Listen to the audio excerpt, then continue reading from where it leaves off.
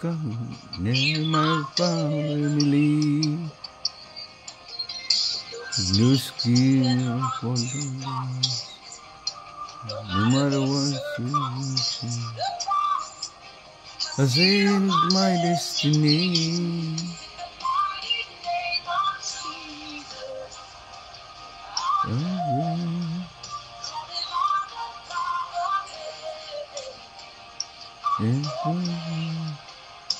Every weapon formed against me must be in the name of Jesus.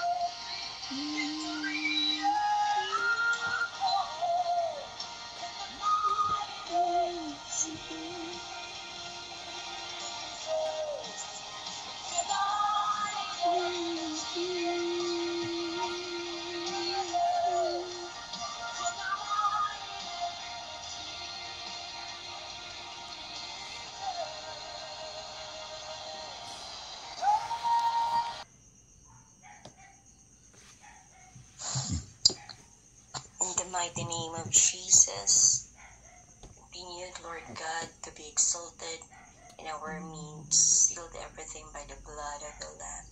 As we listen to your word, Lord, open up our spiritual eyes, our spiritual, Lord God, ears, our spiritual understanding, wisdom, knowledge, oh God, in the name of Jesus.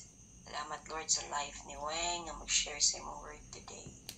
This we pray in Jesus' name. Amen. Amen. Praise the Lord. Good morning, everyone. So, nag-greet naman sa Pastor, Happy Hearts Day. The world is celebrating on kaning Valentine's Day. No, daghan gid ang mga kuan ron, mga haling nga mga bulak, makadawat og mga bulak gikan sa mga special someone nila. Well, anyway, let us continue, no. Nanata karon sa John chapter 14. John chapter 14 is about Jesus comforting his disciples and preparing a place for them in heaven. So muna itong mabasahan dito sa book of John. Jesus also promises to send the Holy Spirit to help them, to help us. So diha siya naka-state sa John 14. So unsa ang mga key points nga naa diha? Jesus promises to return for his disciples and to prepare a place for them in heaven. Diri pod ka chapter makita nato nga gi-declare ni Jesus that he is the way, the truth, and the life. And also, Jesus promises to send the Holy Spirit to help and guide his followers. No, gi-mention diri nga passage or diri nga chapter. Jesus teaches that obedience is an expression of love for him, which is mo po na ang gibuhat. And Jesus encourages his disciples to trust him and in God. So, John 14 is part of the Gospel of John in the New Testament of the Christian Bible. It continues Jesus' discussions with his disciples after supper in preparation for his death. So, ang purpose sa John 14 is to strengthen the faith of the apostles. So, muna siyang overview sa John chapter 14. But mag-focus ko din sa John chapter 14 verses 12 to 14. Familiar na po di kayo ng mga verses sa ato, pero ako lang siyang i-reiterate sa ato karon to be reminded ka na amanta sa conquest, no? So, verse 12, gingon diha, ang tinuod mao kini, ang mutuo kanako, magbuhat sa akong mga buhat, ug magbuhat siya labaw pa niini kay moadto man ako sa amahan.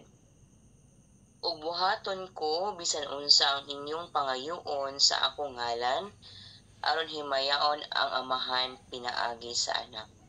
Kung mangayo kamo bisag unsa sa akong ngalan, buhaton ko kini. Proceed din ako sa 15 to 16 di no.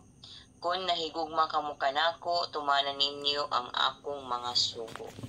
Mangayo ako sa amahan ug hatagan kamo niya laing magtatabang aron makig-uban kaninyo hangtod sa kahangturan. Siya mao ang espiritu sa kamatuoran. Ang kalibutan dili makahimo pagdawat kaniya kay dili man kini makakita o makaila kaniya. Apan kamo nakaila kaniya kay nag-uban siya og nagpuyo diha kaninyo. So timing kaayo ni nga verse sa atoa because nakita karon sa mga pagpangayo diha sa Ginoo. Sa atong ginapangayo sa iyaha. Pangayo ta og mga strategy on how to win and to invite, no, mga gipag-pray nato nga mga tao nga madala nato during sa ato ang harvest event.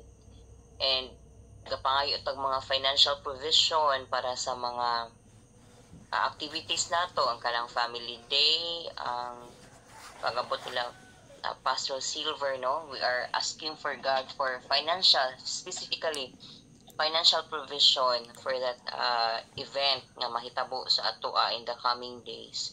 And it's really comforting for us karon nga kabuntagon nga nag-ingon ang pulong sa Ginoo, no, nga kung mangayo kita bisag unsa sa iyang ngalan buhaton niya kini.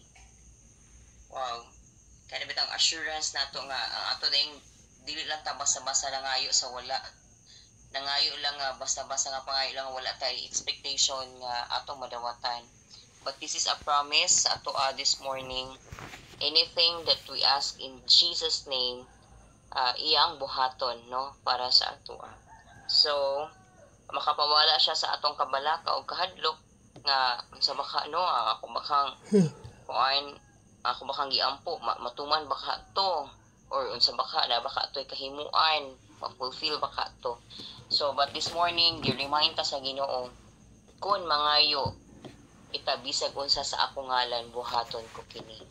And verse 15, kung nahigugma kamo kanako tumanan ninyo ang akong mga sugo. So ang iyang command sa ato actually is to really ask, no, let us ask the Lord for everything na atong gikinahanglan, and we already know unsa atong pangayoon diha sa Ginoo nga tubagon gid niya, no, kabalo na ta ana nga kung mangayo ta according sa iyang will, actually dili gid na siya ihikaw sa Ginoo sa ato. He will give it to us, and we will experience ingo pa the complete joy when we ask the Lord. Ma-experiencehan gid nato ang kanang tinuod nga kalipay because iya man na i-answer, itubagon man ta niya. So mga igsoon, unsa man ato ang pangayoon sa Ginoo, especially kanang mga souls or family baka na or individual nga ato ang ginaampo, nga ato ang madalagyo during sa ato ang harvest event or prior pa gid, no, sa atong harvest event sa family day. Let us believe atong tuuhan nga mamuhat ang Ginoo sa ila ang kinabuhi, no, and padayon nato na siyang pangayoon sa Lord until nga dili pa gyud ma-fulfill, but ato nang gilantaw sa unahan positively nga naagyoy buhaton ang Ginoo sa kinabuhi anang mga ginapag-pray nato. So kana lang mga igsoon, salamat sa Ginoo sa iyang pulong na nagpa-remind sa ato, no, kung mangayo kita bisag unsa sa iyang ngalan buhaton niya kini. So mubo lang na exhortation para karon nga kabuntagon. Idugang pastor. Thank you, Wen. Yes, I remember nagsige pa kong simbahan sa LPZ kay wala pa may JL dere. Then kada October ang sa JL anniversary man nato so worldwide sa LPZ po kay kuan man sila ka ng G12. So ang G12 conference po is every October sad na. So mag-abot gina dito tanan sa Manila niya kada katapusan. Tas niya na sa si Pastor Ani nga uban tamay gani ako na shock ko kay ha paubanan ko niya dito sa Loan Conference. Di syempre di akong tubag sa iya sige pastor kay nang i-pray sad ako kung will ba sa Lord. Ayang tawag sa ako will magina sa Ginoo. Kabubuton man gina sa Ginoo kay iya man ang buluhaton. Yan sa kung una-una ha, wala kay ko kasabot ba. Kay para sa ako kanang iampo sa kintanan kung kabubuton ba gina sa Ginoo dili. Pero anything di ay nga kanang buluhaton sa Ginoo